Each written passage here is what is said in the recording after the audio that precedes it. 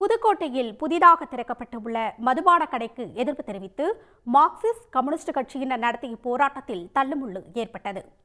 கூடுதல் விவரங்களுடன் இணைகிறார் செய்தியாளர் ஷேக் அப்துல்லா. விவரங்கள். புதுக்கோட்டை மாநகராட்சிக்குட்பட்ட அசோக் நகரில் புதுக்கோட்டை பட்டுக்கோட்டை சாலையில புதிதாக மணமகிழ் மன்றம் என்ற பெயர்ல FL2 மதுபான கடை திறக்கப்பட்டுள்ளது. இந்த கடை திறப்பதற்கு முன்பே அப்பகுதியைச் சேர்ந்த பொதுமக்களும் பல்வேறு அரசியல் கட்சியினரும் போராட்டத்தை ஈடுபட்டாங்க. இந்நிலையில் தான் இந்த போராட்டத்தை மீறி தற்பொழுது கடந்த சில வாரங்களாக அந்த பகுதியில் மணமகிழ் மன்றம் என்ற பெயர்ல FL2 மதுபான கடை செயல்பட்டு வருகிறது.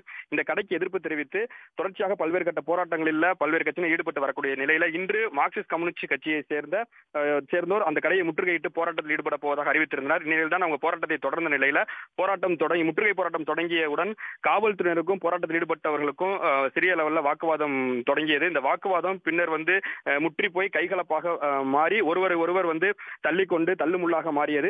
பின்னர் இதனை கண்டித்து மார்க்சிஸ்ட் கம்யூனிஸ்ட் கட்சியை சேர்ந்தவர்கள் புதுக்கோட்டை பட்டுக்கோட்டை சாலையில மறியல் போராட்டத்தில் ஈடுபட்டாங்க. மறியல் போராட்டத்தில் ஈடுபட்டவர்களை காவல்துறையினர் வலுக்கட்டாயமாக குண்டு கட்டாக தூக்கி அவர்கள் காவல்துறை வாகனத்தில் ஏற்றினாங்க.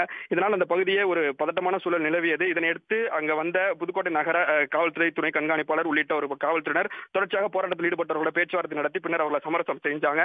தொடர்ச்சியாக இந்த புதுக்கோட்டை மாநகராட்சி உள்ளிட்ட பல்வேறு பகுதிகளில் FL2 என்ற மணமகிழ் மன்றம் என்ற பெயரில் FL2 மதுபான கடை திறக்கப்பட்டு வருவதாகவும் இதனால் மதுவுக்கு பலர் அடிமையாகி வரக்கூடிய நிலையில் இதனை உடனடியாக மாவட்ட நிர்வாகமும் தமிழ்நாடு அரசும் தடுத்து நிறுத்தணும் அப்படின்ற கோரிக்கையை வலியுறுத்தி தான் அவங்க போராட்டம் பண்றாங்க. தொடர்ச்சியாக இதை தடுக்காவிட்டால் நாங்கள் தொடர்ச்சியாக பல்வேறு கட்ட போராட்டத்தில் ஈடுபடுவோம் தெரிவிச்சிருக்காங்க. இதனால் அந்த பகுதியில் பெரும் பரபரப்பான சூழல் நிலவியது.